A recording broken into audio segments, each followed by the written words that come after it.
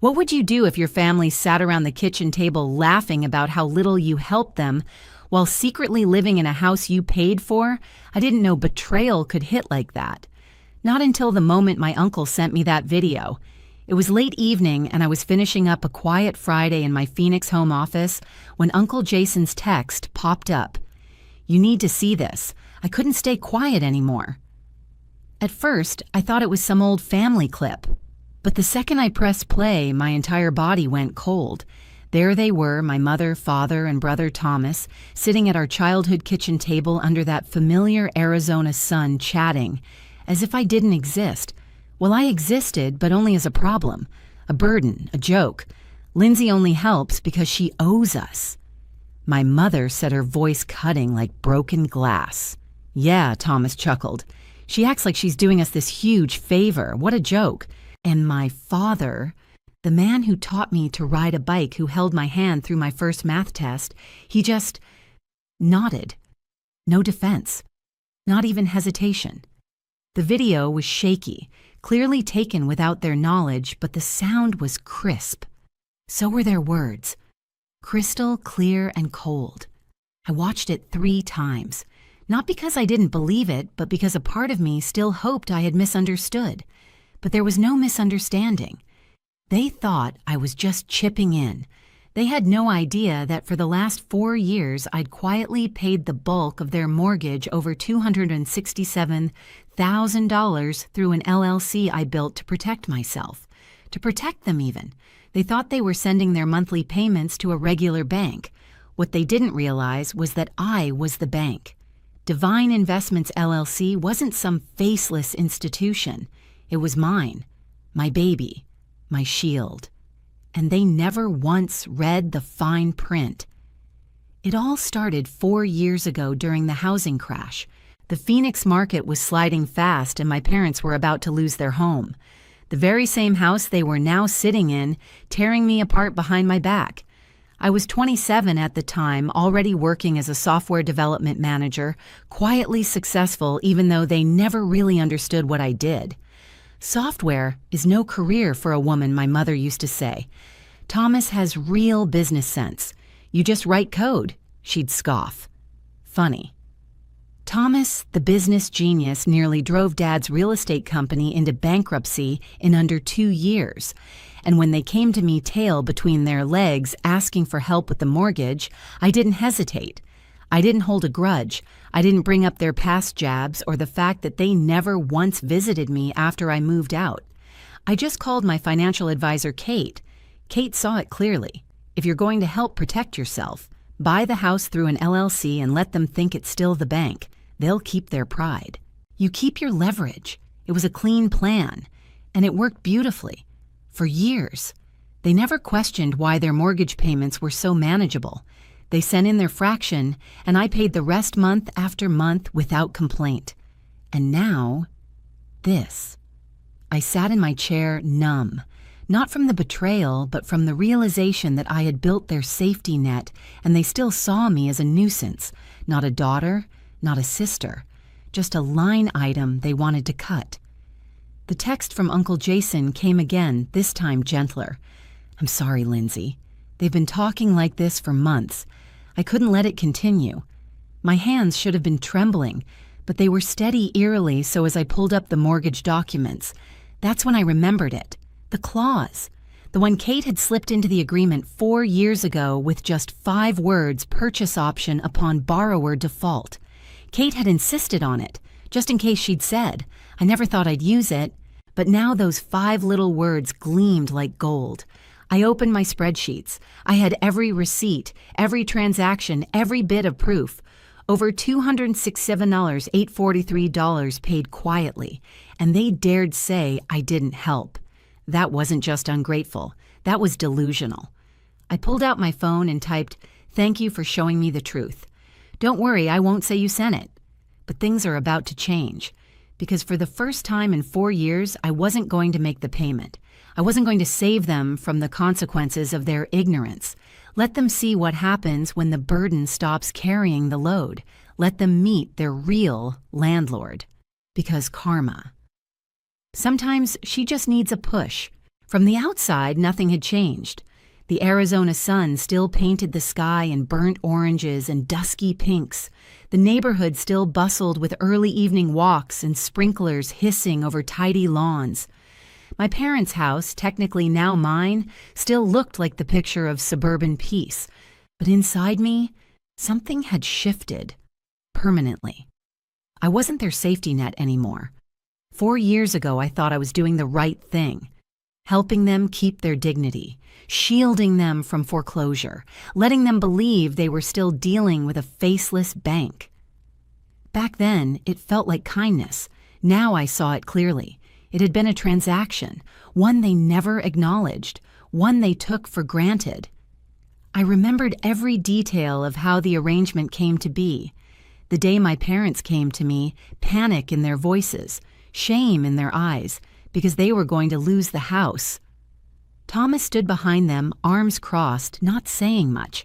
I remember thinking he'll never fix this, but I can. So I created Divine Investments, LLC, a name that sounded official, distant, and untouchable. We bought the house from the bank. I kept the paperwork clean and legal. My advisor, Kate, dotted every I. They never read the documents. They were too relieved to ask questions. To them, the name meant nothing. They just sent their modest $1.100 monthly contribution like clockwork, thinking it covered everything. It didn't. I paid $5.400 more every single month. That came out to $267,843 over 4 years. They never knew. Only Uncle Jason did. He'd overheard Kate and me at a family barbecue 2 years ago. Pulled me aside, his face tight with concern. "You're too good to them, Lindsay. They don't deserve it." I defended them, of course. "They're just old-fashioned," I said. "They've always given me a home." But that illusion shattered with the video.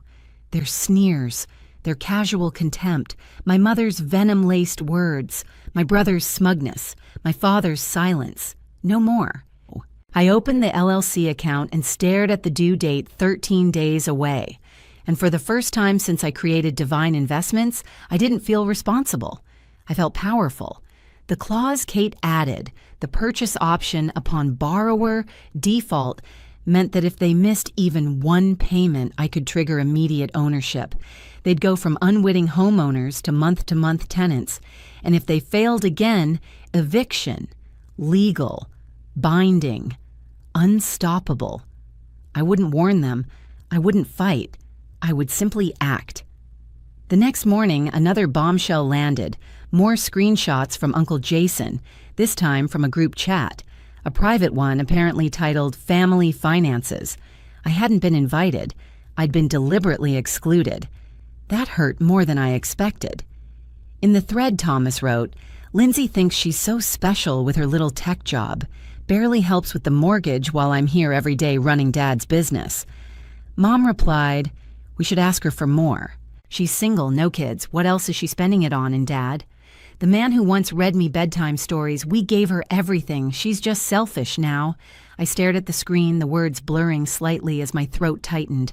267,843 selfish. That wasn't just betrayal. That was war. As if on cue, my phone buzzed. "Mom. Sweetie, can you come to dinner Sunday? We need to talk something important." I knew exactly what that something was. They were going to ask for more money, probably wrap it in nostalgia and guilt. A little lasagna, a little sob story, a lot of manipulation. I almost laughed. Instead, I texted Kate. "I need to know exactly what happens if they miss a payment." She called immediately. "I figured this was coming," she said. "If they default, Divine Investments can take full ownership immediately. You become landlord. They become tenants. Arizona laws are on your side. And if they don't pay rent?" I asked. "Eviction proceedings. Fully legal. I can have the papers ready." She paused. "Are you sure, Lindsay? This is your family." I thought about all the Sunday calls I answered, the birthday checks I sent for my nieces and nephews, the emergency payments I made when Thomas overdrew their accounts and blamed market volatility. I thought about the way they laughed at me, mocked me, searched my cloud storage when I visited trying to find leverage, trying to destroy my career. Yes, I was sure. Don't worry, I said, my voice firm. I won't confront them yet. I'll go to dinner. Smile. Let them think everything's fine. Kate chuckled. A perfect poker face. They taught me well, I said. I texted my mom back. Of course I'll come. Looking forward to it? The heart emoji tasted like ash in my mouth, but it served its purpose. Let them think they still held the cards. The next 13 days would be a countdown, but not to the favor they expected. To the fall they never saw coming. There's something unnerving about being in a house you technically own while its occupants plot behind your back. That was the exact sensation crawling under my skin as I pulled into the driveway of my parents' Phoenix home that Sunday evening. The sunset painted the desert sky in soft tangerines and violets. From the outside, everything looked normal, familiar, but nothing was. I checked my purse one last time, not for lipstick or keys, but for the draft eviction notice tucked inside a plain folder, just in case.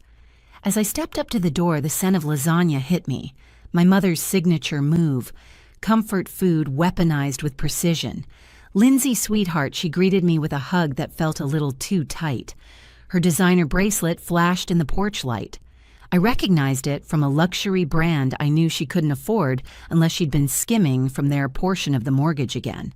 Inside, Thomas sat at the dining table like a smug little king, his button-down shirt, crisp sleeves rolled just enough to show off a Rolex I knew he didn't buy with his own money. "Hey, sis, good of you to make time for your family," he said, flashing that forced smile. I smiled back, my voice sugar-coated. I always have time for family. The irony tasted like copper. My father appeared from his study adjusting his glasses. I caught a glimpse of the papers he was holding, bank statements, probably rehearsing his lines for tonight's performance. The dinner table was set like a stage, lasagna steaming at the center, garlic bread on either side, and manipulation marinated into every detail. As I sat down, my mother started the show. Before we eat, she began reaching to place her hand over mine. We wanted to talk about something important. I nodded. Of course. "What's on your mind?" Thomas cleared his throat, his voice oozing fake concern. "Well, as you know, Dad's business hasn't exactly been booming. The real estate market's challenging." I chewed slowly, letting the awkward silence stretch. The Phoenix market was thriving. The business only struggled because Thomas was running it into the ground. My mother jumped in, her voice soft and syrupy. "We've been thinking a lot about how lucky we are to have a successful daughter. Your father and I sacrificed so much for your education." There it is, I thought. The setup. And with the mortgage being such a burden lately, she continued, "We were hoping maybe you could help a little more. Just an extra $2,000 a month." The gall. I took a long sip of water, making sure my face stayed neutral. They had no idea I was already covering $400 a month. No idea I'd kept their house afloat while they spent weekends in Sedona and bought new appliances every year, and now they wanted more. Thomas added with a casual shrug, "It's not a big ask, really, considering your salary." I tilted my head. "I'll think about it. Times are a bit uncertain right now," he snorted. "Come on, we all know you're doing fine. Some of us are actually working hard to keep this family's legacy alive." I held back a laugh. "Oh, you'll feel that legacy soon enough." "You're right, Thomas," I said evenly. "Sometimes we all get exactly what we deserve." After dinner, I excused myself to the bathroom, but instead of heading down the hall, I paused outside my father's study. The door was cracked just enough. Inside, I heard them. "She's not going to help," Thomas said, bitter. "Did you see how she just sat there acting all superior?" my mother replied, "with her precious tech money while we're scraping to survive." My father's voice came next, low and calculating. "We have other options. I found something in her cloud storage. That company, she's hiding money in Divine Investments. It's an LLC. She's stashing funds while letting us drown." My blood ran cold. They'd snooped through my files, probably during my last visit when I'd foolishly used their Wi-Fi and synced my cloud. "She's been hiding money instead of helping us," he continued. We'll give her one more chance to cooperate. If not, I'll bring up that tuition stunt she pulled in college. She thinks we forgot she took money from the business account," my mother added smugly. "She won't want anyone knowing about that. We'll get her back in line." My jaw clenched. That tuition stunt, I had asked for help when their check bounced and I'd paid it back with interest, with proof. And then Thomas pushed it over the edge. If that doesn't work, I've got friends in recruitment. I'll plant some concerns about her mental state. Maybe suggest she's using company tech for side projects. That'll shake her up. I had to bite my lip to stop from gasping. These weren't my family. They were opportunists wearing the mask of love, predators circling for scraps of control. I flushed the toilet to cover my escape and returned to the dining room. Moments later, they joined me. Smiles, polished voices, soft. "Lindsay, dear," my mother said sweetly. "Have you thought more about helping with the mortgage?" I smiled, cool as steel. "Actually, yes. You're right. Family should help family. I'll have an answer for you in, about 8 days." Thomas frowned. "Why so specific?" I stood grabbing my purse. "Just need to check with my advisor. You know, being careful with money is just good business sense." I watched him flinch as I threw his favorite phrase back at him. At the door, my mother gave me another sugary hug. "We knew you'd understand. Family always comes first." I smiled. Yes, it does. And sometimes that means choosing a new family, one that doesn't use love as a weapon. The days that followed Sunday dinner were a masterclass in restraint. I went to work.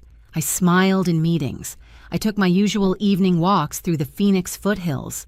From the outside, nothing seemed different. But inside, I was steel, coiled, focused.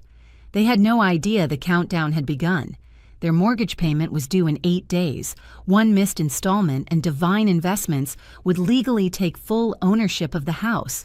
No more illusions. No more fake bank. I wasn't just preparing for a confrontation. I was preparing for war, and I knew they'd strike first. Sure enough, the messages started rolling in the very next morning. "Mom, sweetheart, just checking in. Have you spoken to your advisor yet? We're getting nervous about the mortgage. Thomas, hope you're not dragging your feet. We need real help, not another lecture." Each text was another thread in their manipulation web, but I didn't bite. Instead, I forwarded them to Kate, my financial advisor. We met for coffee that afternoon, tucked away in the corner booth of a downtown cafe. She slid a folder across the table. "Everything's ready," she said. "Once they miss the payment, you can trigger the purchase clause immediately. Legally, it's yours. And if they don't pay rent, we move to eviction. I even have the paperwork prepared just in case." I flipped through the document, scanning the signatures. My father's name stood out. Sloppy, rushed. Probably didn't even read the terms. "You're sure they can't fight it?" I asked. Kate shook her head. "Your dad was desperate. He signed everything willingly. They've had 4 years to ask questions and never did. The law is on your side." I nodded slowly. "Then let's wait. Let them believe I was stalling. Let them keep building their trap, not realizing I had already reset it beneath their feet." That evening, Thomas struck again. "Thomas, hey sis, just talked to a friend in tech recruitment. Some companies are doing layoffs, huh? Scary times. Good thing you've got family to fall back on." The sheer audacity. They weren't even hiding their tactics anymore. They were taunting me, pretending to care, while planting seeds of fear. It was comical in a sad way. I screenshotted the message and sent it to Uncle Jason along with a single line. "They're really doubling down." We met the next day for coffee, same cafe, different corner. He looked tired, like he'd seen this all before, because he had. "They never change," he said, shaking his head. "Your aunt and I distanced ourselves from them years ago. We saw how they treated your cousin when she tried to stand up to them." He paused, watching me. "Are you ready for the fallout?" I thought about the video, the group chat, their whispered plan to blackmail me with a fabricated tuition theft, the casual suggestion to sabotage my job. I thought about everything I'd done for them and how little it meant. "Yes," I said. "Let them burn the bridge. I'm already across it." 2 days before the deadline, my mother called. Her voice was soft, too soft. "Lindsay, honey, we need your answer. Times are hard and family needs to stick together." I smiled to myself. "Don't worry, Mom. Everything will be clear very soon." Later that night, I got the alert. Bank transfer failed. They had tried to send their portion of the mortgage payment, but their account was overdrawn. They didn't even have the $1 $100 they were supposed to contribute. That was it. The final thread snapped. I forwarded the notification to Kate. "Here we go," she replied. "Want me to file the paperwork first thing tomorrow?" I stared at the screen. And then I remembered that smug little dinner, the lasagna, the desperate rehearsed lines, my father's voice threatening to remind me of ancient tuition rumors, my brother ready to report me to HR with lies about my mental state. They wanted to use my own career against me. No, not this time. "Let's wait," I typed. "Let them think everything's still fine." For the next 48 hours, I let them bask in ignorance. I responded to nothing. No texts, no calls. I ghosted them like a shadow, but I didn't sit idle. Instead, I opened a new draft in my work email. Subject: HR documentation, potential external threats to employee safety and reputation. I attached every message from my family, the video, the group chat screenshots, Thomas's text about layoffs, the threat to contact my company with fabricated concerns. If they made a move, I would be ready. Let them try to poison the well. I owned the water rights. That night, as I lay in bed staring at the ceiling fan spin, I whispered to the darkness. Sometimes the best revenge is letting people dig their own graves. All you have to do is step aside. The morning the payment failed was quiet. Too quiet. No dramatic music, no cinematic thunderstorm, just me sitting at my kitchen counter sipping coffee as the Arizona light poured through the windows, calm, collected, ready. At 9:00 a.m., Sharp Divine Investments' automated system sent the official default notice to my parents' email. 12 minutes later, my phone rang. It was my mother. I didn't answer right away. I let it buzz a few times, let her stew. Finally, I picked up. Her voice was frantic. "Lindsay, something's wrong with the mortgage. Our payment bounced, and the bank's saying we're in default, but that's impossible. We need your help, immediately." I set down my mug, leaned back in my chair, and took a slow breath. "Actually, Mom," I said, my voice calm. "Divine Investments isn't a bank. It's an LLC, my LLC to be specific." The silence that followed was glorious, thick, disbelieving. What she whispered, "You'll find an email explaining everything I said.